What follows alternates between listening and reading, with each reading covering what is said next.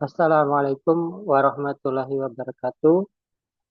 Alhamdulillahirabbil alamin.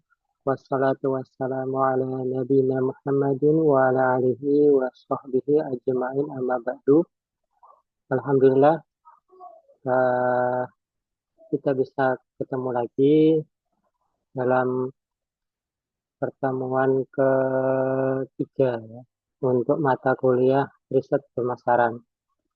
Nah, untuk malam hari ini kita akan membahas satu artikel mengenai riset pemasaran. Nanti kita akan coba belajar atau mengkritisi ya. Kita coba mengkritisi atau mungkin mengambil beberapa kesimpulan yang ada di dalam sebuah artikel. Ya, selain mengkritisi, kita juga bisa memberi masukan ya, menyampaikan pendapat atau mungkin menilai artikel ini.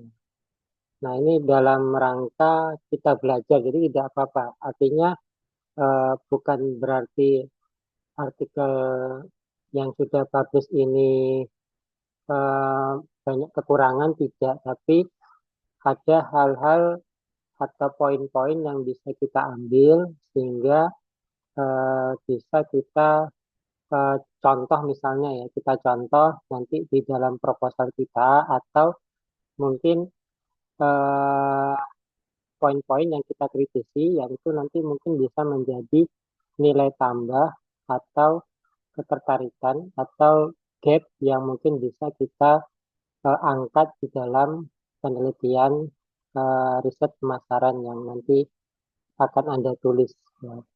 Nah, untuk malam hari ini kita akan membahas artikel yang pertama dengan judul Pengaruh Nilai Pelanggan dan Pengalaman Pelanggan terhadap Keputusan Pembelian Ulang melalui Kepuasan Pelanggan pada Transportasi Online Grab, survei pada pelanggan Grab di Kabupaten Sleman. Oke, kita langsung menuju ke artikelnya.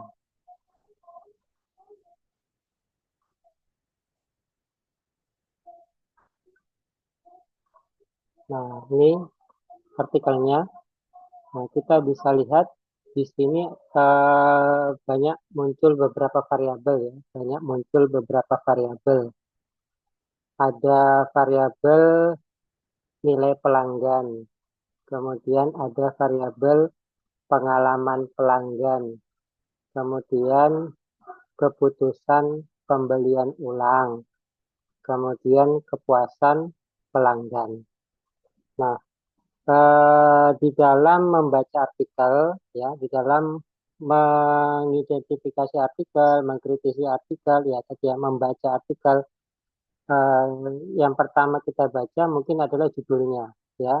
Yang kita baca dulu adalah judulnya. Untuk apa?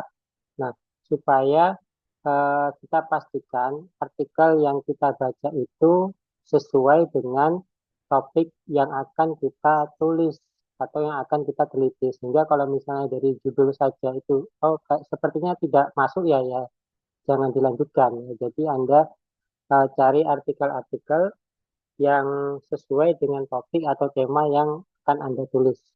Nah, setelah membaca judul, eh, nama penulis, kemudian institusi penulis tidak terlalu difokuskan ya. Artinya kita tidak perlu menghafalkan atau mengetahui siapa sih yang nulis begitu ya dan dari kampus mana. Nah, itu tidak terlalu, mohon maaf, tidak terlalu urgent ya ketika kita menelaah artikel atau membaca artikel. Yang penting pastikan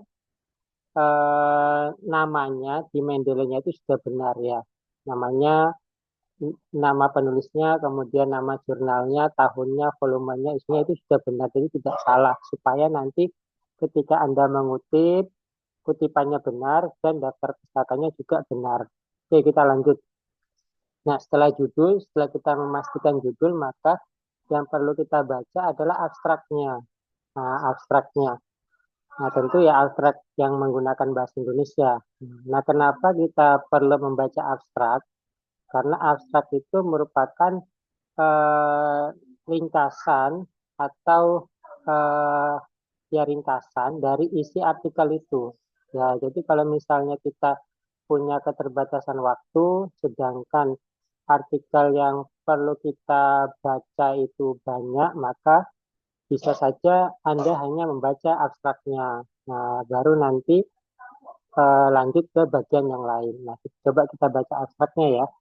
Nah, tujuan penelitian ini adalah untuk mengetahui pengaruh langsung, nilai pelanggan, dan pengalaman pelanggan terhadap keputusan pembelian ulang melalui kepuasan pelanggan. Nah, ini kan di dalam abstrak itu tentu ada tujuan dari penelitian. Nah, itu yang dituliskan. Nah, di dalam tujuan penelitian itu eh, biasanya akan muncul variabel-variabelnya atau menegaskan kembali variabel yang mau diteliti. Nah, karena di sini ada variabel melalui atau variabel mediasi atau variabel perantara, maka muncul istilah pengaruh langsung. Ya, jadi kalau tidak ada variabel perantara mediasi melalui itu tidak ada pengaruh langsung, cukup pengaruh saja. Nah, karena ini ada variabel mediasi, maka muncul pengaruh langsung dan nanti mungkin pengaruh tidak langsung. Ya. Nah, kita lanjutkan. Jenis penelitian ini menggunakan penelitian kuantitatif dengan metode survei. Sorry, kita flashback dulu ya tujuannya ya.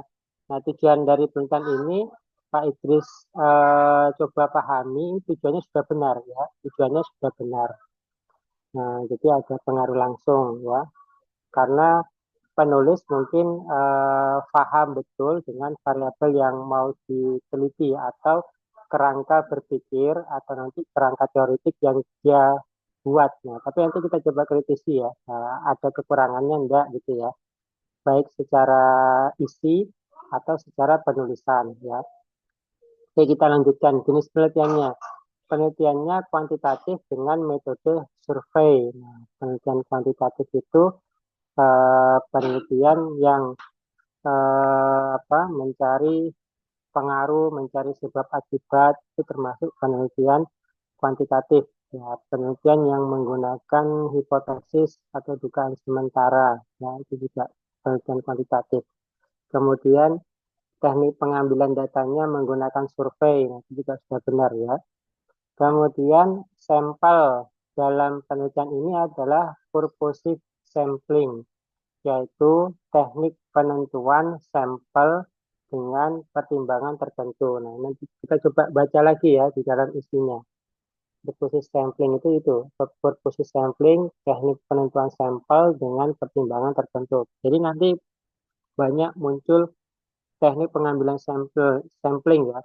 Kalau Anda mengulas kembali mata kuliah metode penelitian itu kan ada banyak, ada sampel jenuh, ada sampel eksidental. Nah, kalau sekarang kita bicara tentang purposive sampling, itu ada pertimbangan tertentu atau kriteria tertentu yang nanti akan menjadi sampel di dalam penelitian tersebut.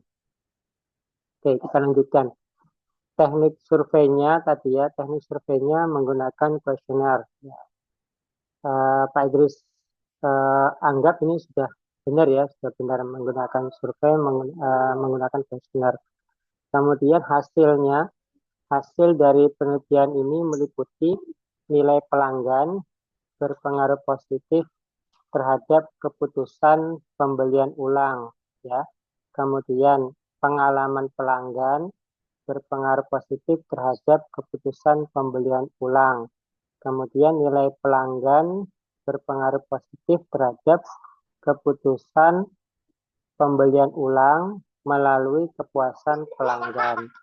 Kemudian pengalaman pelanggan berpengaruh positif terhadap keputusan pembelian ulang melalui kepuasan pelanggan. Nah, di sini kita sudah bisa coba menangkap karena mungkin semakin sering kita baca artikel itu kan kita semakin mudah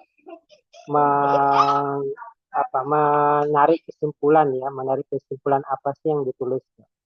Nah, kalau kita lihat di sini kan hasil penelitiannya semuanya berpengaruh ya, berpengaruh baik yang berpengaruh langsung atau yang berpengaruh melalui variabel mediasinya. Anda lihat di sini ya. Nah, kan semuanya berpengaruh positif.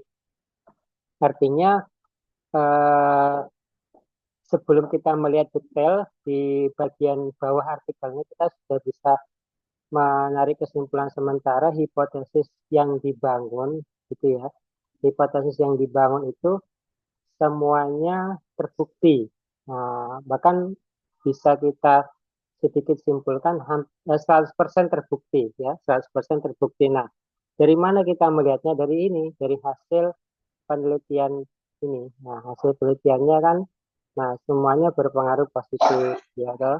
Ini juga berpengaruh positif. Jadi nilai pelanggan berpengaruh positif terhadap keputusan pembelian ulang. Kemudian nilai pelanggan melalui melalui kepuasan pelanggan juga berpengaruh ya terhadap keputusan pembelian. Begitu juga pengalaman pelanggan. Nah, ya kan?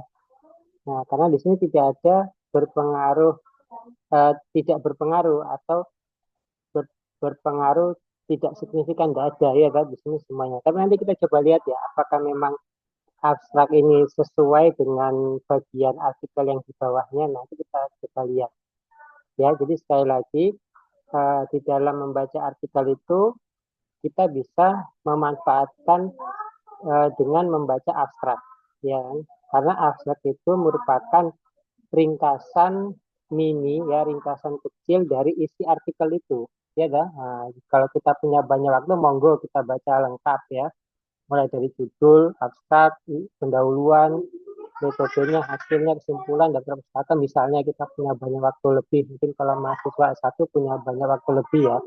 Kalau Bapak Ibu dosen kan mungkin waktunya terbatas. Nah, mungkin caranya adalah setelah membaca judul adalah membaca abstraknya. Jadi sangat penting untuk mengetahui apa sih isi dari artikel tersebut. Ya.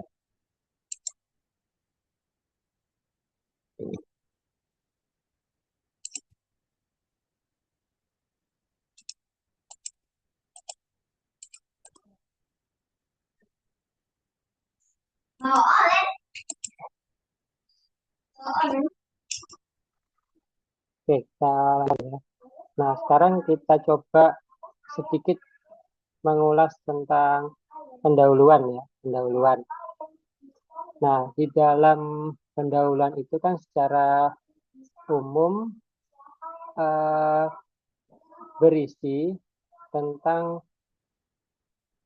apa sih gap ya, apa sih gap atau riset gap dari penelitian itu. Jadi latar belakang itu berisikan gap atau riset gap dari tema yang akan kita tulis. Nah, riset gap itu kan didapatkan dari beberapa penelitian sebelumnya. Nah, dengan cara kita membandingkan beberapa penelitian, kemudian kita mencari keterbatasannya apa, kekurangannya apa. Nah, kalau itu sudah kita temukan, maka itu bisa menjadi riset gap. Ya, jadi di dalam pendahuluan latar belakang itu juga mahasiswa perlu menuliskan hasil-hasil riset-riset sebelumnya, hasil-hasil penelitian sebelumnya, ya, dengan topik yang sama. Nah, jadi tidak hanya definisi, tidak hanya penjelasan, ya. Jadi ada riset gap ya, gap ruang celah celah penelitian yang mau kita isi, ya toh, yang membuat penelitian kita itu menarik. Nah, kalau kita lihat di sini kan di penulis misalnya ya paragraf pertama ini kan dia menjelaskan tentang perkembangan dunia industri ya, kemudian ilmu pengetahuan teknologi, bagaimana revolusi industri, nah, bagaimana hal-hal tersebut berpengaruh atau menjadikan masyarakat itu familiar dengan transportasi online. Ini dia mengangkat tentang transportasi online ya. Nah,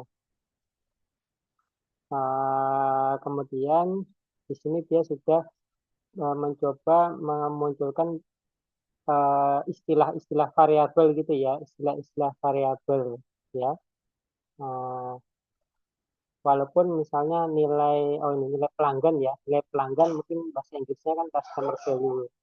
Kemudian pengalaman pelanggan itu customer experience, kemudian kepuasan pelanggan adalah customer satisfaction. Ya, jadi Pak Idris coba menyimpulkan ya di pendahuluan ini memperkenalkan variabel-variabel yang mau dia angkat. Ya, tapi paragraf pertama ini belum kelihatan gapnya karena penulis mencoba menampilkan atau menyajikan variabel yang mau dia teliti atau memberitahukan oh inilah variabel yang saya teliti yaitu nilai pelanggan, bahasa Inggrisnya kan customer value, kemudian pengalaman pelanggan, ya ini bahasa Inggrisnya customer experience, kemudian kepuasan pelanggan customer satisfaction, nah kemudian keputusan pembelian ulang ini kan ini bahasa Inggrisnya repurchase decision, ya lah repurchase decision, keputusan pembelian ulang. Ya, jadi kita coba menyimpulkan paragraf pertama ini bukan berisikan gap, tapi berisikan memperkenalkan variabel-variabel yang mau diteliti. Ya, ini tidak salah, jadi tidak boleh-boleh saja sih ya, boleh-boleh saja. Nah, tapi kedepannya saran Pak Idris kalau Anda menulis latar belakang masalah ya sebutkan sumbernya ya. Ini sebutkan sumbernya di beberapa kalimat ya, tidak mesti di kalimat utama. Ini kan kalimat utamanya ini misalnya ya, nah, atau kalimat utamanya ini. Nah, sebutkan sumbernya di pertengahan atau di awal atau di akhir, sebutkan sumbernya. Nah, ini kan paragraf pertama tidak ada sumbernya. Nah, tapi ini tidak apa-apa. Ini kan kita mengkritisi ya, kita mengkritisi, tidak berpengaruh juga terhadap artikel ini ya, kan?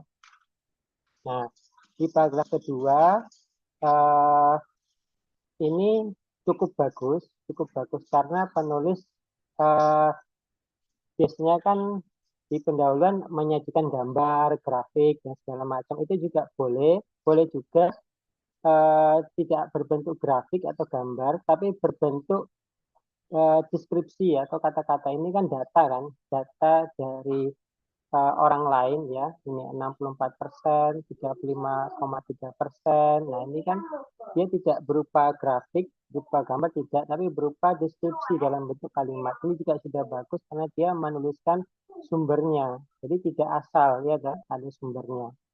Nah, Setiawati 2019 ini sudah bagus, dia menampilkan mungkin ini istilahnya fenomena ya, fenomena yang ada di luar sana kaitannya dengan transportasi online. Karena dia meneliti tentang transportasi online, ya dia sajikan fenomena, data-data fenomena di luar sana. Ya, dah.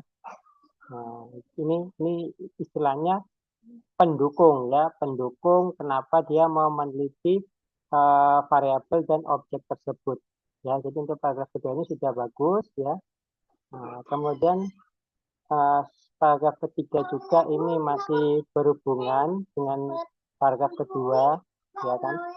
Nah, cuma yang perlu diingat adalah penulisan tetap harus kita perhatikan ya, apakah itu istilah asing ataukah katanya itu harus sesuai dengan bahasa Indonesia yang baku. Ini kan sudah menggunakan istilah asing, sudah dimiringkan, tapi mungkin masih ada salah ketik ya, seperti ini. Nah, ini kan salah ketik. Nah, harusnya ditangani, tidak pakai spasi dan D-nya cuma satu. Ya, jadi sekali lagi walaupun Anda menulis, isi juga Anda perkuat, tulisannya juga Anda cek kembali ya, mau tidak mau ya, ketika Anda menyusun penelitian, proposal atau penelitian lengkap itu ya tetap harus dicek ya, kesalahan-kesalahan penulisan typo itu diminimalisir walaupun secara 100% kan tidak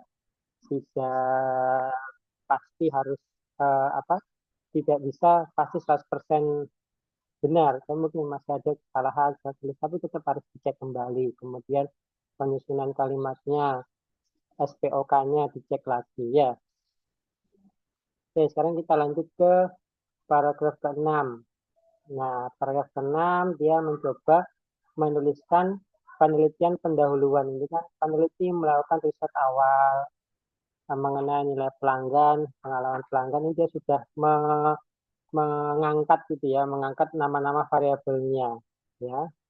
Peneliti melakukan wawancara terhadap 10 pengguna layanan Grab. Nah, jadi memang di dalam penelitian itu ada istilahnya penelitian pendahuluan. Jadi penelitian pendahuluan itu tidak mesti harus sampelnya semuanya diambil, tapi mungkin beberapa sampel dulu ingin mengecek kira-kira pertanyaan-pertanyaan di kuesioner itu sudah tepat atau belum. Itu juga boleh ya. Jadi tapi memang hal ini jarang ya, jarang dilakukan oleh mahasiswa S1 mungkin ya.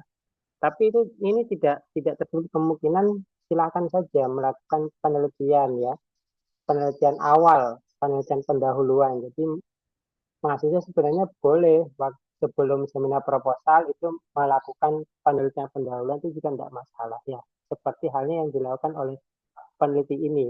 Ya, ini namanya penelitian pendahuluan.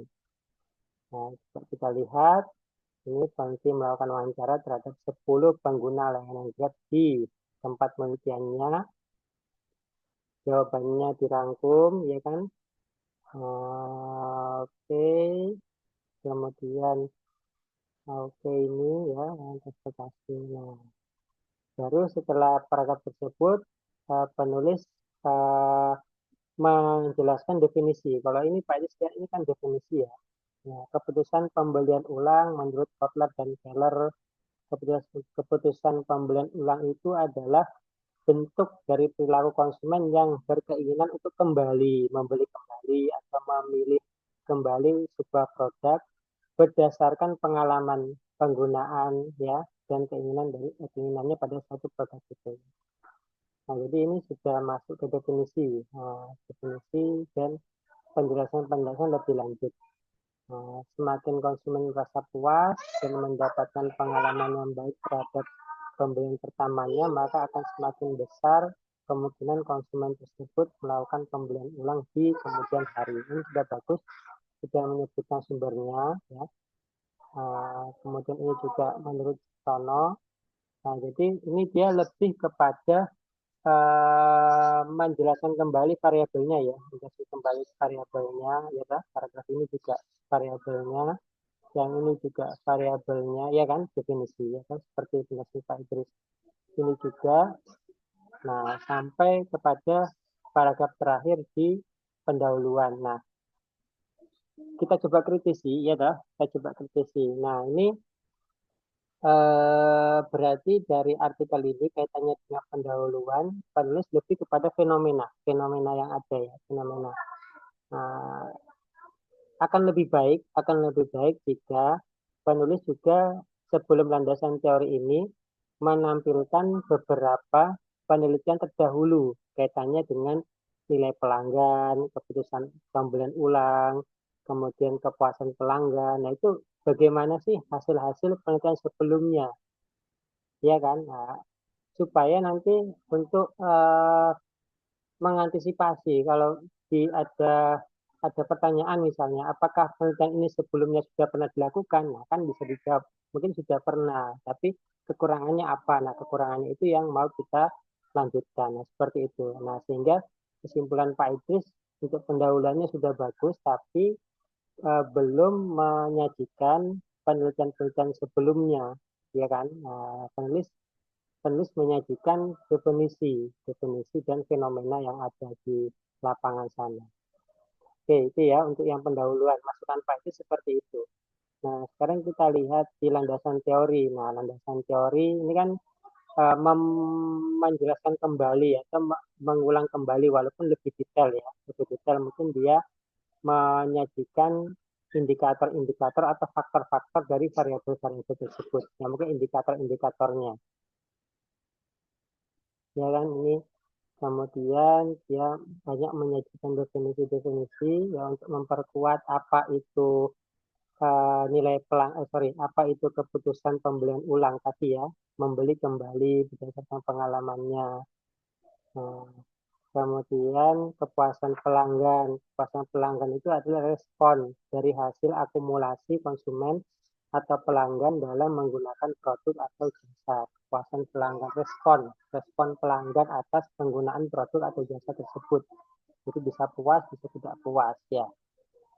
Nah, kemudian nih kan dia sudah mulai masuk kepada atribut. Dia mengistilahkan atribut ya. Nah, atribut ini mungkin nanti akan menjadi indikator-indikator atau isi di dalam kuesionernya dia.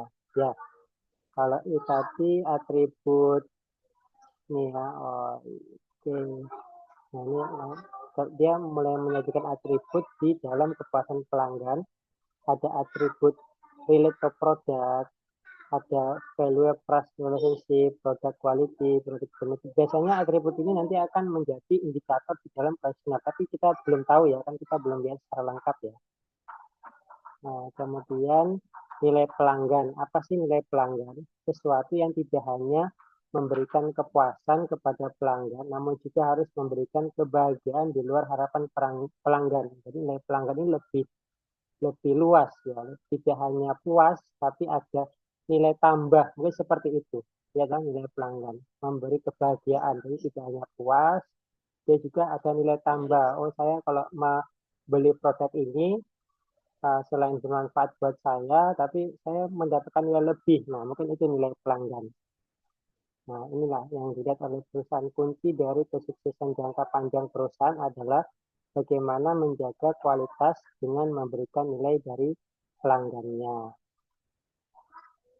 Nah, ini dia sudah mulai masuk mengukur. Nah, bagaimana mengukur nilai pelanggan, nilai emosional, nilai sosial, nilai kualitas, nilai harga. Ini sudah mulai mengarah kepada kuesioner ya, atau indikator atau definisi operasional variabelnya. Jadi boleh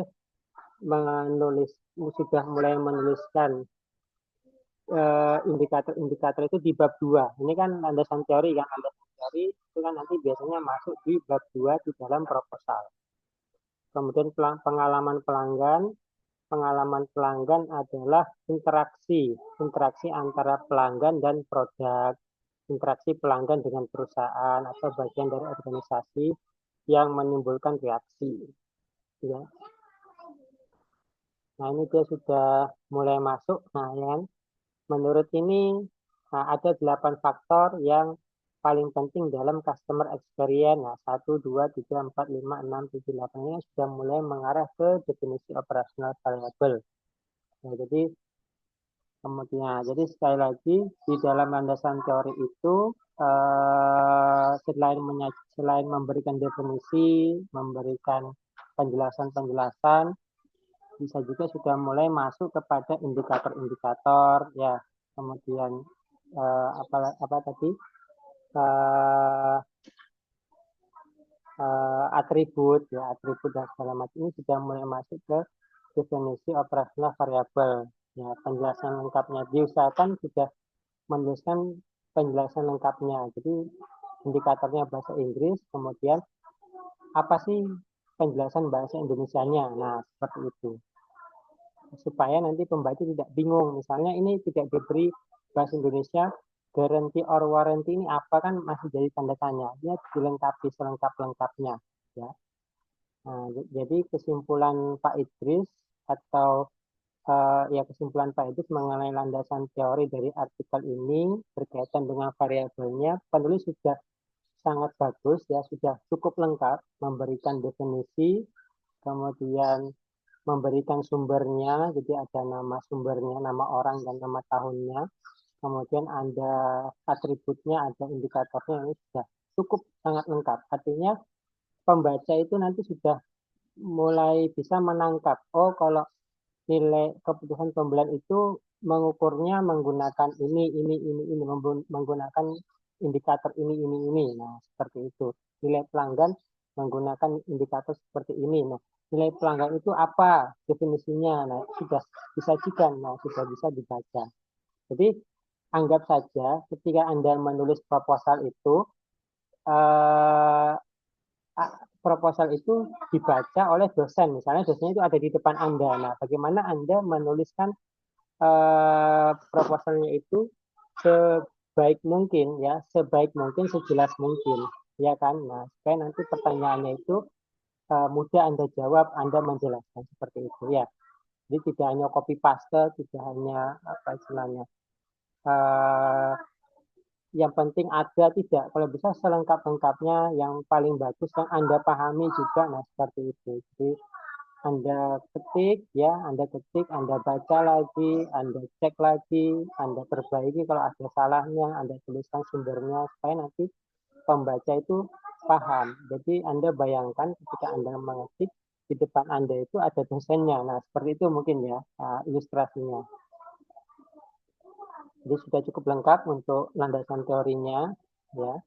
Tidak banyak masukan dari Pak Idris mungkin ya, karena sudah mulai mengarah. Nah, kemudian dia penulis sudah mulai menghubungkan masing-masing variabel, ya. Artinya sudah mulai nanti membangun hipotesis. Di sini kan sudah mulai membangun hipotesis.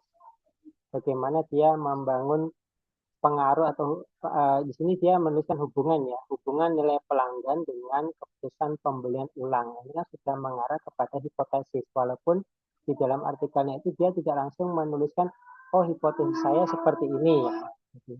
Tapi ini dia sudah mulai mengarah ke hipotesis ya. Nah, di sini juga sudah cukup bagus, ada dukungan dari penelitian sebelumnya ya kan.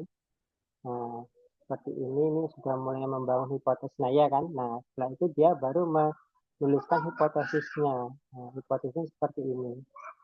Nah, berarti Anda nanti untuk hal-hal seperti ini, hipotesis itu ya sesuaikan dengan format panduan penulisan. Nah, ini kan dia menyesuaikan dengan panduan penulisan di jurnal ini. Jadi dia membangun ada 4 hipotesis. Ya, ada 4 hipotesis. Hipotesis pertama, nilai pelanggan berpengaruh positif terhadap keputusan pembelian ulang. Hipotesis kedua, pengalaman pelanggan berpengaruh positif terhadap keputusan pembelian ulang. Hipotesis ketiga, nilai pelanggan berpengaruh positif terhadap keputusan pembelian ulang melalui kepuasan pelanggan. Hipotesis keempat, pengalaman pelanggan berpengaruh positif terhadap keputusan pembelian ulang melalui kepuasan pelanggan. Nah, ini hipotesisnya sudah lengkap, tapi ada masukan dari Pak Idris. Nah, ada masukan dari Pak Idris. Sepertinya kekurangannya adalah kerangka berpikirnya. Kerangka berpikirnya atau istilahnya kerangka apa namanya? Teoritiknya atau model penelitiannya. Nah, ini belum digambarkan oleh penulis.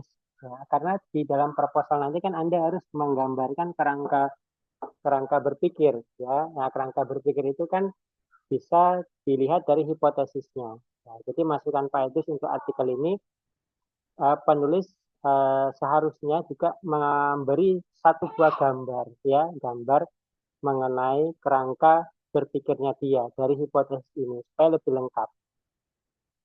Nah, kita lihat kan tidak ada gambarnya, tidak ada. Nah, kalau ada gambarnya akan lebih menarik.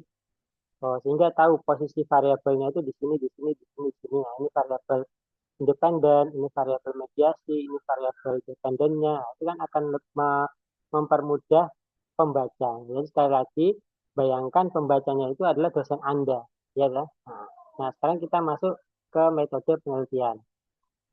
Metode penelitian sudah sedikit kita baca di abstraknya, penelitian kuantitatif, kemudian metode survei, kemudian teknik pengambilan sampelnya non-probability sampling, purposive sampling, yaitu pertimbangan tertentu ada kriterianya, ya, coba kita baca.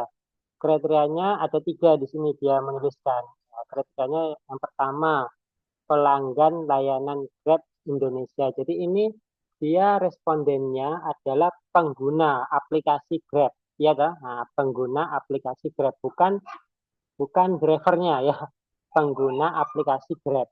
Ya kan? Pengguna aplikasi Grab yang lebih dari 1 kali atau minimal 2 kali pelanggan dalam 1 bulan terakhir. Kan tadi dia mengambil variabel pengalaman pelanggan ya. Ya, mungkin istilah pengalaman ini kan harus lebih dari satu kali, ya kan, untuk pembelian ulang. Nah, kan ada juga variabel pembelian ulangnya, itu lebih dari satu kali.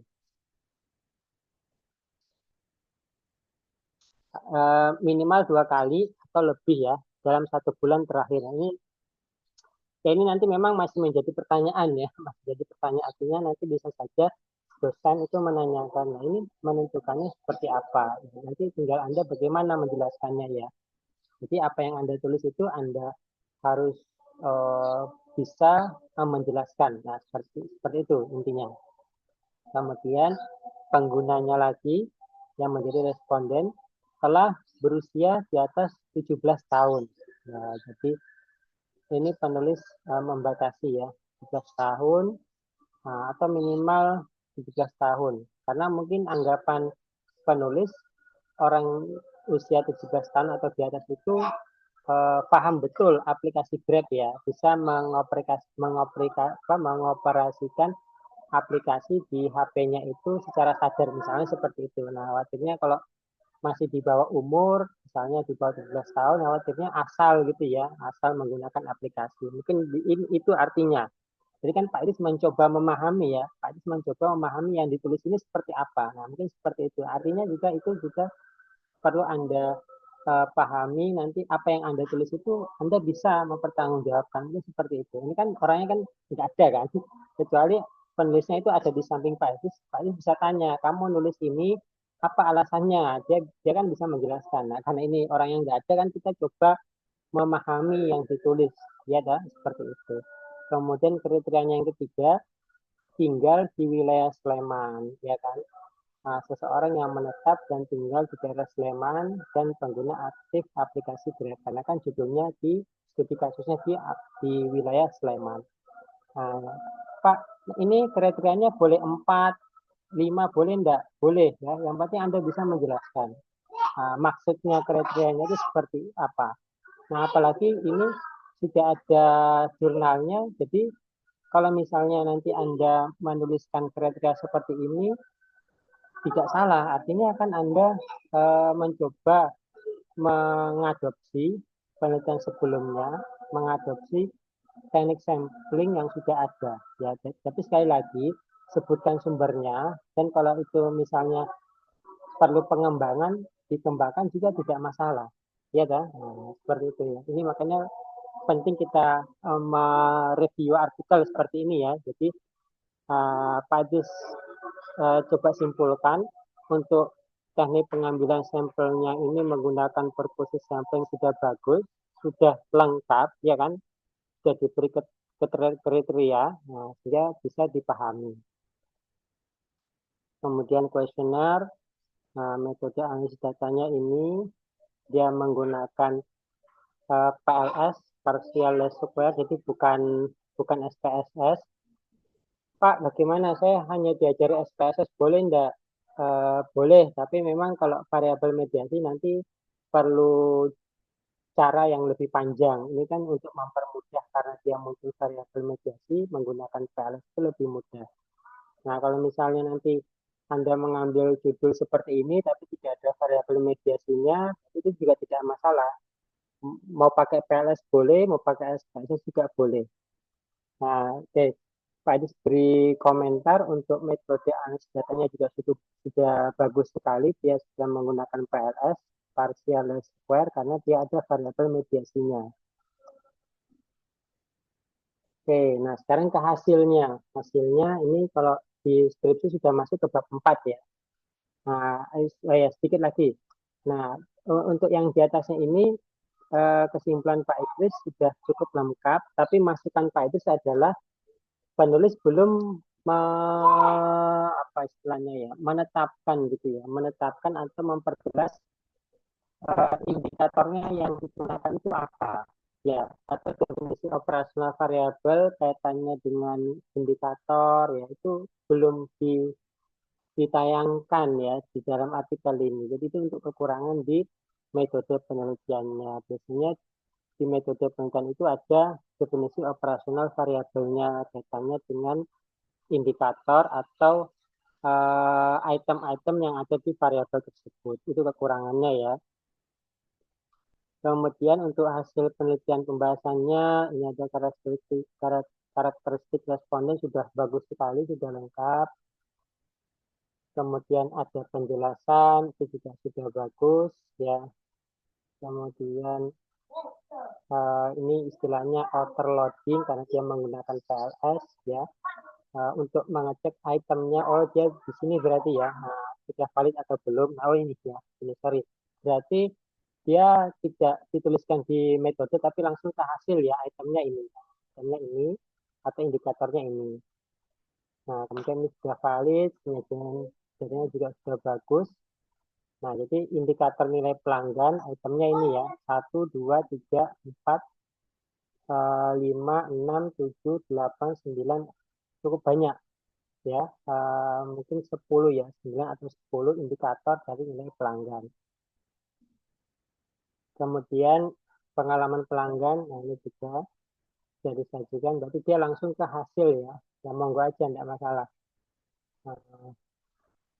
Sudah valid, juga valid, kepuasan pelanggan, valid. Nah, berarti untuk validitas ini istilahnya validitas ya, karena menggunakan PLS, validitasnya sudah terpenuhi semua karena outer loadingnya sudah lebih dari 0,7. Kalau SPSS nanti itu untuk validitasnya validitasnya harus signifikannya ya, signifikannya harus kurang dari 0,05. Ini karena skala seperti ini. Kemudian cross loadingnya katanya dengan reliabilitasnya misalnya ya, sudah lengkap, cukup lengkap, artinya sudah memenuhi kriteria semua ya ini ya. Untuk nilai pelanggan, ini kan X1-nya nilai pelanggan ada 11 item, kemudian pengalaman pelanggan ada 8 item atau 8 indikator, kemudian keputusan pembelian ada 8, kemudian mediasinya ada 16 indikator atau 16 item. Mungkin yang kurang sumbernya, jadi kan kalau bisa ada sumbernya ya, ini diambil dari siapa kan gitu, itu lebih bagus lagi karena itu nanti disampaikan di definisi operasional variabel. Artinya kita menghargai item itu, indikator itu dari punya siapa, milik siapa. Nah, kita salah satu bentuk kita menghargai adalah dengan mencantumkan nama dan nama tahunnya itu dari siapa. Itu kan kita mencoba menghargai. Nah, kekurangannya ini mungkin tidak mencantumkan dia dari siapa ya, dari siapa. Oke, kita kembali ke hasil ya. Validitas, reliabilitasnya sepertinya sudah oke semua ya. Ada penjelasan juga. Ini harus belajar lagi PLS ya. Nanti bisa diskusi lagi dengan dosen PLS-nya. Kemudian ini juga masih tanya AP-nya sudah terpenuhi semua. Ini juga reliability-nya sudah terpenuhi semua. Alpha konfliknya reliability-nya sudah terpenuhi semua. R-square-nya juga 0,5. Nah, istilahnya nanti goodness of fit-nya, kemudian hipotesisnya, itu sudah masuk ke pembahasan melihat hipotesisnya ini hipotesisnya diterima, mungkin ini hipotesis 1, hipotesis 2 diterima, artinya nilai pelanggan berpengaruh positif terhadap keputusan pembelian ulang, pengalaman pelanggan berpengaruh positif terhadap keputusan pembelian ulang, kemudian mediasinya juga diterima berpengaruh. Jadi sama seperti kita baca abstrak tadi ya, tidak ada perbedaan antara abstrak dan isi artikelnya. Artinya semua hipotesisnya diterima, artinya cukup bagus datanya ya, data penelitiannya juga sudah cukup bagus ya. Tapi tidak mesti itu kita harus 100% hipotesis itu diterima, juga tidak mesti seperti itu ya. Ini kan mungkin alhamdulillah datanya yang diambil di lapangan juga bagus sehingga semua hipotesis yang dibangun di awal itu terbukti semua. Nah, mungkin saja nanti Anda penelitian itu hipotesisnya tidak mesti harus 100% terbukti semua, mungkin 50%, mungkin 75%, itu juga tidak salah sebenarnya. Nah, tinggal bagaimana nanti menjelaskan hipotesis saya diterima itu karena ini ya, sesuai dengan penelitian ini atau hipotesis saya tidak diterima. Nah, kenapa? Itu dijelaskan seperti itu ya. Itu yang menjadi kebaruan Anda, menjadi nilai lebih di penelitian Anda. Nah, kalau ini kan nilai lebihnya semua hipotesis terbukti, artinya kerangka teoritiknya, kerangka berpikirnya itu bagus ya. Nah, ini sudah dijelaskan. Kemudian terakhir kesimpulan, saran, dan daftar pustaka. Jadi kesimpulan Pak Idris untuk di bab 4-nya sudah bagus sekali. Data tentunya bagus dan hipotesisnya semua terbukti. Kemudian di kesimpulan saran juga penulis sudah menyajikan ya, dijelaskan sarannya apa ya kan. Nah, mungkin waktu itu saat COVID ya kan, nah, tahun 2020 atau 2021 saat COVID sehingga penggunaan Grab itu juga masih tinggi walaupun ada batasan-batasan pembatasan ini ya, sosial dan segala macam. Daftar pustaka juga sudah dituliskan, cuman lebih bagus lagi dari artikel-artikel yang sebelumnya. Ini kan coba kita lihat, ini kan buku ya, buku baru ini. Nah, ini juga artikel, kemudian ini buku, ini artikel. Ya, jadi kalau bisa seimbang antara buku dan artikel-artikel jurnal itu dicantumkan di daftar pustaka.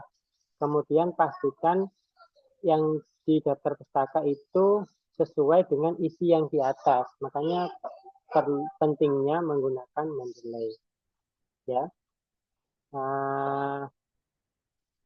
Nah, sekali lagi artikel ini bisa menjadi rujukan ya. Artikel ini bisa menjadi rujukan bagi Anda baik mengenai judulnya atau mengenai isinya ya. Isinya kan Anda sudah bisa menangkap bahwasanya ada suatu penelitian yaitu penelitian Ihsan Nur Rahman ini meneliti tentang nilai pelanggan. Nilai pelanggan itu berpengaruh terhadap keputusan pembelian ulang dan nilai pelanggan melalui kepuasan pelanggan juga berpengaruh terhadap keputusan pembelian ulang.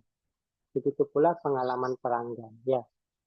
Nah, ini tinggal Anda mencari artikel-artikel yang lain berkaitan dengan nilai pelanggan, keputusan pembelian. Nah, kemudian Anda rangkum beberapa artikel itu, Anda cari kekurangannya, nah, baru Anda punya challenge, punya gap nanti untuk menuliskan judul yang bisa diajukan nanti ketika tugas akhir.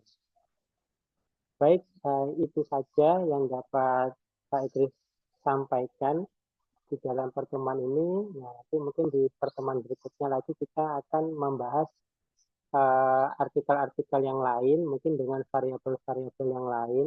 Kita coba kritisi, nah mungkin kritis masukan-masukannya itu yang nanti bisa menjadi nilai tambah di proposal Anda. Baik, itu saja ya Pak Idris akhiri. Wassalamualaikum warahmatullahi wabarakatuh.